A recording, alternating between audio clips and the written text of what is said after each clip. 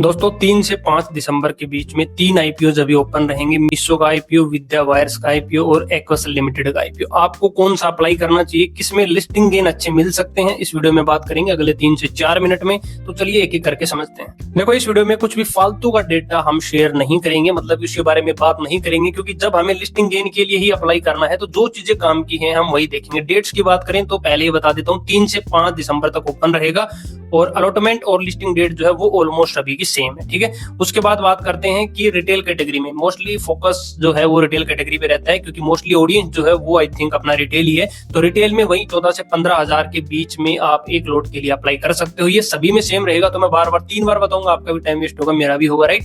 तो अब सबसे पहले बात कर लेते हैं कंपनी करती क्या है। ठीक है, तो मीशो की बात करें तो मीशो का आपको पता है ई कॉमर्स प्लेटफॉर्म है मीशो, तो ये इसका मेन कोर बिजनेस है।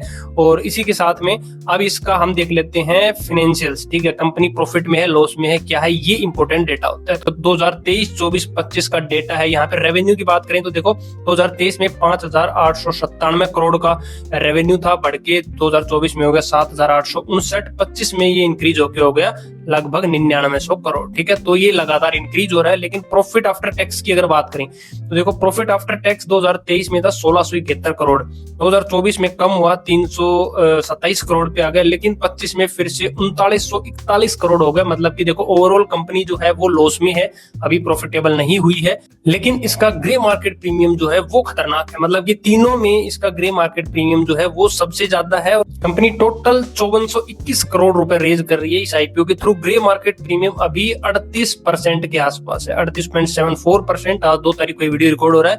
आपको लास्ट दिन ग्रे मार्केट प्रीमियम जरूर चेक करना है अप्लाई करने से पहले। 5 दिसंबर को अप्लाई करना, हमेशा लास्ट दिन। और उस टाइम पे ग्रे मार्केट प्रीमियम मिनिमम ये मान लो 15% से अगर ऊपर है तो ही आप लिस्टिंग गेन के लिए अप्लाई करना, नहीं तो मत करना। सिंपल फंडा है, इसमें कुछ भी रॉकेट साइंस नहीं है। ठीक है, तो अभी तो इसका ग्रे मार्केट प्रीमियम सबसे अच्छा है तीनों में से, तो डेफिनेटली अप्लाई करना चाहिए। ठीक है, दूसरा आप बात कर लेते हैं यहाँ पे विद्या वायर्स की। तो विद्या वायर्स का भी 3 से 5 दिसंबर तक किया, मैंने आपको बताया सब कुछ सेम रहेगा। यहाँ पे कंपनी का जो फाइनेंशियल्स है वो देख लेते हैं। तो देखो, यहाँ पे 23, 24, 25 का डेटा है हमारे सामने। रेवेन्यू की बात करें 1015 करोड़, फिर इंक्रीज हुआ 1188 करोड़, फिर 1491 करोड़ इंक्रीज हो रहा है। प्रॉफिट आफ्टर टैक्स 21 करोड़, फिर 25 करोड़, 40 करोड़, लगातार इंक्रीज हो रहा है। अच्छी बात है। तो फंडामेंटल्स बढ़िया है कंपनी के।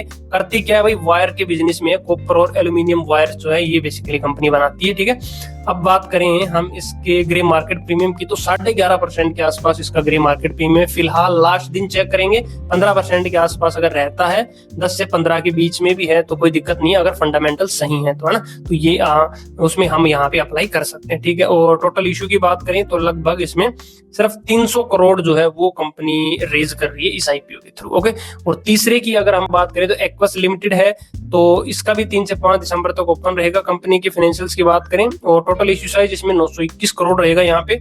और फाइनेंशियल्स की बात करें तो 23, 24, 25 का डेटा अगर हम यहाँ पे देखें तो रेवेन्यू 840 करोड़, फिर अगले साल हुआ 988 करोड़ और फिर हुआ 959 करोड़। तो ऑलमोस्ट चलो स्टेबल सा, ये बहुत ज्यादा इंक्रीज नहीं है। लेकिन जो प्रॉफिट है वो देखो 109 करोड़ माइनस था 2023 में, फिर 14 करोड़ हुआ माइनस और फिर 102 करोड़ माइनस। तो मतलब कि ओवरऑल देखें तो कंपनी जो है वो लॉस में है अभी, तो प्रॉफिटेबिलिटी नहीं है। और कंपनी किस सेक्टर की है तो ये एरोस्पेस और कंज्यूमर जो है वो प्रोडक्ट्स बनाती है, ओईएम से रिलेटेड ये कंपनी है। ठीक है, इसके जो हम करें पीयर कंपनीज हैं वो आजाद इंजीनियरिंग हो गई, यूनिमैक एरोस्पेस हो गई, काइनस टेक हो गई, अंबर एंटरप्राइज, डिक्सन टेक, तो ये सारी इसकी कॉम्पिटिटर्स हैं एक तरीके से। लेकिन कंपनी अभी प्रॉफिटेबल नहीं है, तो ये थोड़ा इश्यू है। और अगर बात करें जीएमपी की तो जीएमपी इसका भी अच्छा खासा है, फिलहाल तो 33% इसका जीएमपी है। देखते हैं फाइनल डे कितना जीएमपी रहता है। और अगर तीनों में से जिसका भी 15% के आसपास रहेगा तो लिस्टिंग गेन के लिए अप्लाई कर सकते हो। मैं डेफिनेटली अप्लाई करूंगा, सिंगल लॉट में अप्लाई करना। और ट्रिक इसमें कुछ भी नहीं है। ट्रिक ये है कि अपने सभी फैमिली मेंबर्स से का डीमैट अकाउंट ओपन करवाओ, सभी के से एक लॉट के लिए अप्लाई करो। लॉटरी सिस्टम है, जिसका भाई किस्मत होगी मिल जाएगा। ज्यादा अप्लाई करने का कोई फायदा नहीं है, क्योंकि आईपीओ ओवर सब्सक्राइब होगा ऑफ कोर्स। ठीक है, तो ये चीज आपको ध्यान में रखनी है। आई होप आपको पूरा कॉन्सेप्ट समझ में आ गया होगा। सभी वीडियोज में मैं एक बात बताता हूँ आपको, देखो आईपीओ जो है वो अप्लाई उसी में करने में फायदा है भाई जिसमें कुछ लिस्टिंग गेन मिले। जो डिस्काउंट की लिस्ट हो उसमें तो गलती से भी मत करो तुम, और मोस्टली कोशिश करो लिस्टिंग डे के दिन ही अपना प्रॉफिट लेके बाहर निकल जाओ, या फिर एक दिन का इंतजार कर सकते हो, 1-2 दिन का, अगर कोई बहुत ही अच्छा आईपीओ है तो।